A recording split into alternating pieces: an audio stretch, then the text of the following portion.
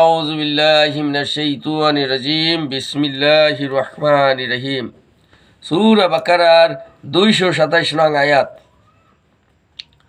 ওয়া ইন আযামু তুতলাকা ফাইনাল্লাহা সামিউন আলীম।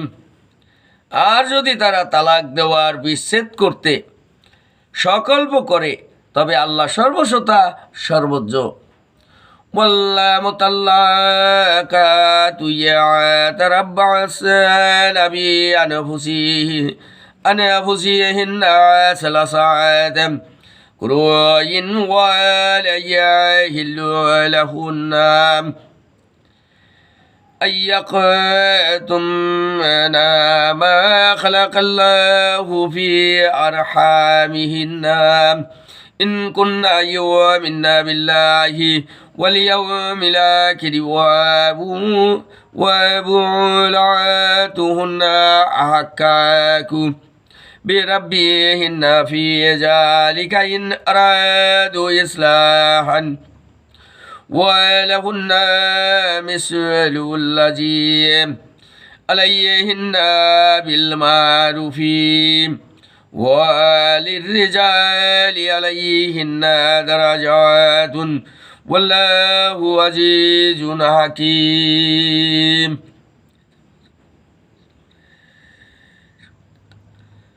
তালাক প্রাপ্ত মহিলা তিন ঋতুকাল পর্যন্ত প্রতীক্ষায় থাকবে, অথবা 3 মাস। ঠিক আছে রে, তারা প্রতীক্ষায় থাকবে। তারা আল্লাহ এবং আখিরাতে বিশ্বাসী হলে তাদের গর্ভাশয়ে যা আল্লাহ সৃষ্টি করেছেন তা গোপন রাখা হালাল নয়। যদি সংশোধন হতে চায় তবে তাদের স্বামীগণ পূর্ণ গ্রহণে বেশি হকদার। রমণীদের তেমনি ন্যায়সঙ্গত অধিকার আছে যেমন আছে তাদের উপর পুরুষদের, কিন্তু নারীদের উপর পুরুষদের মর্যাদা কিছু বেশি রয়েছে। ঠিক আছে, আল্লাহ পরাক্রমশালী প্রজাময়। الطلاق مرتان فإمساك بمعروف أو تسريح بإحسان ولا يحل لكم أن تخرجوا مما آتيتموهن شيئا إلا أن يخافا ألا يقيما حدود الله فإن خفتم ألا يقيما حدود الله فلا جناح عليهما فيما افتدت به تلك حدود الله فلا تعتدوها ومن يعتد حدود الله فأولئك هم الظالمون। এই তালাক 2 বারই। স্ত্রী হয় বিধিসঙ্গতভাবে রেখে দিবে বা উত্তম রূপে মুক্ত করে দিবে। আর তোমরা তোমাদের স্ত্রীদেরকে যা দিয়েছো তার মধ্য থেকে কোনো কিছু গ্রহণ করা উচিত নয়।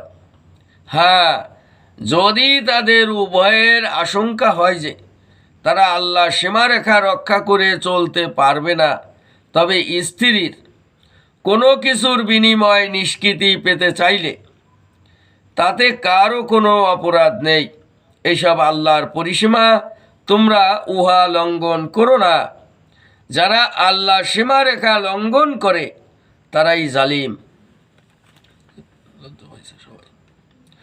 فإن طلقاها فلا تحل له من بعد حتى تنكحا زوجا غيره فإن طلقاها فلا جناح عليهما أن يتراجعا إن ظنا أن يقيما حدود الله وتلك حدود الله وبينوها لقوم يعلمون।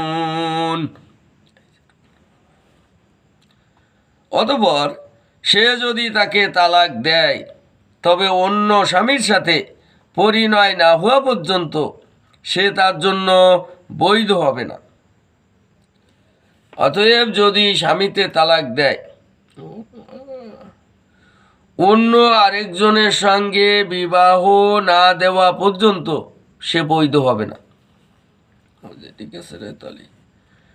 সে যদি তালাক দেয় আর উভয়ে মনে করে যে তারা ঠিক রাখতে পারবে তবে তাদের পূর্ণ মিলনে কোনো দোষ হবে না। এইসব আল্লাহর সীমারেখা। জ্ঞানী লোকের জন্য তিনি এইগুলো স্পষ্ট বর্ণনা করেন। শানে নুজুল 23।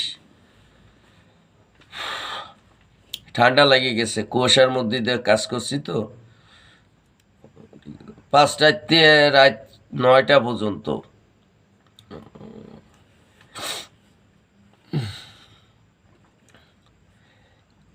শানে নুজুল 23, সূরা বাকারার 230 নং আয়াতের পরে শানে নুজুল 23।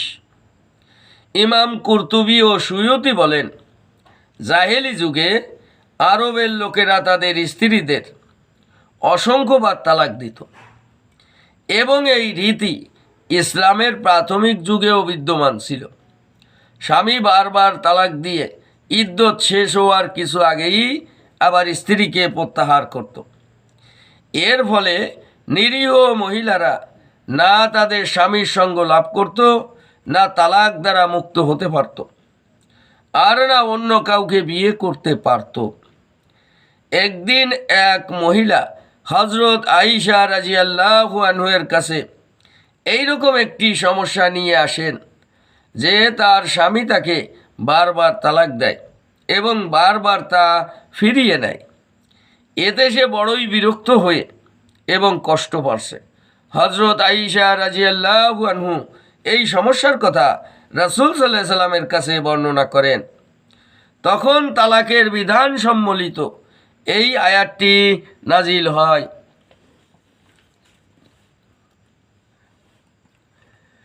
وَإِذَا طَلَقْتُمُ النِّسَاءَ فَبَلَغْنَ أَجَلَهُنَّ فَأَمْسِكُوهُنَّ بِمَعْرُوفٍ أَوْ شَرِّحُوهُنَّ بِمَعْرُوفٍ وَلَا تُمْسِكُوهُنَّ ضِرَارًا لِتَعْتَدُوا ومن يفعل ذلك فقد ظلم نفسه ولا تتخذوا آيات الله هزوا واذكروا نعمة الله عليكم وما أنزل عليكم من الكتاب والحكمة يعظكم به واتقوا الله واعلموا أن الله بكل شيء عليم। এবং যখনই তোমরা স্ত্রীকে তালাক দাও এবং তার ইদ্যত পালন করে তখন হয় বিধিসম্মত তাদেরকে রেখে দিবে বা ভালোভাবে মুক্ত করে দিবে। তাদের ক্ষতি করে বাড়াবাড়ির জন্য আটকে রেখো না। যে ব্যক্তি এইরূপ করবে সে নিজেরই প্রতি জুলুম করে। এবং তোমরা আল্লাহর আয়াতকে ঠাট্টার বশু করো না। আল্লাহর নিয়ামত এবং যে কিতাব ও হিকমত তোমাদের উপর নাজিল করেছেন, যার দ্বারা তিনি তোমাদের শিক্ষা দেন, তাকে স্মরণ করো আর তোমরা আল্লাহকে ভয় করো এবং জেনে রাখো যে আল্লাহ প্রত্যেক বিষয় মহাবিজ্ঞ। وَإِذَا طَلَقْتُمُ النِّسَاءَ فَبَلَغْنَ أَجَلَهُنَّ فَلَا تَضُلُّوهُنَّ أَن يَنكِحْنَ أزواجهن إذا تراضوا بينهم بالمعروف ذلك يوعظ به من كان منكم يؤمن بالله واليوم الآخر যালিকুম আযকা লাকুম ওয়া আতহার ওয়াল্লাহু ইয়ালামু ওয়া আনতুম লা তা'লামুন। যখন স্ত্রীদেরকে তালাক দাও এবং তারা ইদ্যৎকাল নির্দিষ্ট সময় পূর্ণ করে, তখন তারা যদি বিধিমতো পরস্পর সম্মত হয়, তবে স্ত্রীগণ স্বীয় স্বামীদেরকে বিবাহ করতে চাইলে তাদেরকে বাধা দিও না। তোমাদের মধ্যে যে কেউ আল্লাহ ও আখিরাতে বিশ্বাস করে এবং এ দ্বারা তাকে উপদেশ দেয়া হয়, এটা তোমাদের জন্য পরিশুদ্ধ ও পবিত্রতম। আল্লাহ জানেন, তোমরা জানো না।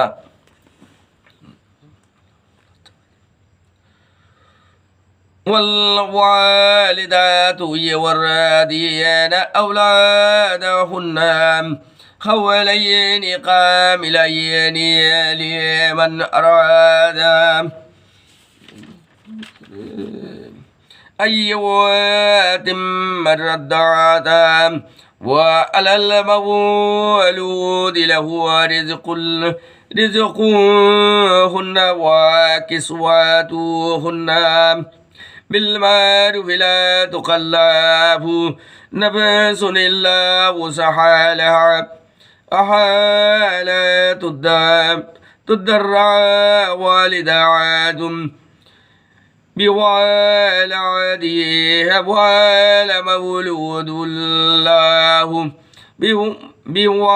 بوالديه وعلى الوارث مثال ذلك فإن أراد فسالا أن تراد منهما وتشاور فلا جناح عليهما وإن أردتم أن تستردوا أولادكم فلا جناح عليكم إذا سلمتم ما آتيتم بالمعروف واتقوا الله واعلموا أن الله بما تعملون بصير। সন্তানদেরকে স্তনপান কাল পূর্ণ করতে চায় জননীগণ, তাদেরকে পূর্ণ 2 বছর স্তনপান করাবে। পিতার কর্তব্য যথাযথ তাদের ভরণ পোষণ করার। কাউকে তার সাধ্যতীত কার্যভার দেয়া হয় না। কোনো জননীকে তার সন্তানের জন্য এবং কোনো জনককে তার সন্তানের জন্য ক্ষতিগ্রস্ত করা হবে না, এবং ওয়ারিসদেরকেও অনুরূপ বিধান। তবে যদি তারা পরস্পরের সম্মতি ও পরামর্শক্রমে স্তনপান বন্ধ করাতে চায়, তবে তাতে তাদের কারও কোনো অপরাধ নেই। আর তোমরা যা বিধি মতো দিতে চেয়েছিলে তা যদি অপূর্ণ করো, তবে ধাত্রী দ্বারা সন্তানকে স্তনপান করাতে চাইলে তাতে কোনো পাপ নেই। আল্লাহকে ভয় করো এবং জেনে রাখো যে তোমরা যা করো আল্লাহ উহার সমক্ষ দ্রষ্টা। ঠিক আছে তো, লজ্জা হয়েছে।